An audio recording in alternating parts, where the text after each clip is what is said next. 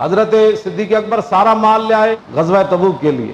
عثمان غنی نے جو حضور کی خدمت میں مال پیش کیا اس دور میں آج کے پیسوں کے مطابق 3.5 ارب روپے بنتا ہے. عثمان غنی نے اتنا پیسہ دیا. لیکن ایک صحابی وہ تھے جن کے گھر میں کھانے کے لیے بھی کچھ نہیں تھا, حضرت عقیل انصاری.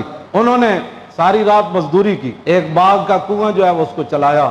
یہودی کا باغ تھا, اس کو کنواں, کہا کہ میں ساری رات تیرے باغ کو پانی دوں گا, سحری کے وقت تو نے مجھے کتنی مزدوری دے گا؟ اس نے کہا 2 سیر کھجور. ساری رات کنواں چلایا, اس کے باغ کو پانی دیا, سحری کے وقت 2 کلو کھجور لے کر 1 کلو گھر دی, بھائی تم روٹی شوٹی کھاؤ, اور 1 کلو چھپا کر حضور کی بارگاہ میں لے گئے.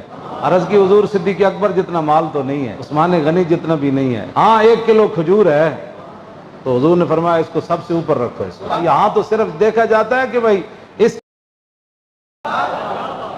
ویسے بھی حضور نے فرمایا امیری پیسے کی امیری نہیں ہوتی, میرے آقا نے فرمایا امیری تو دل کی امیری ہوتی.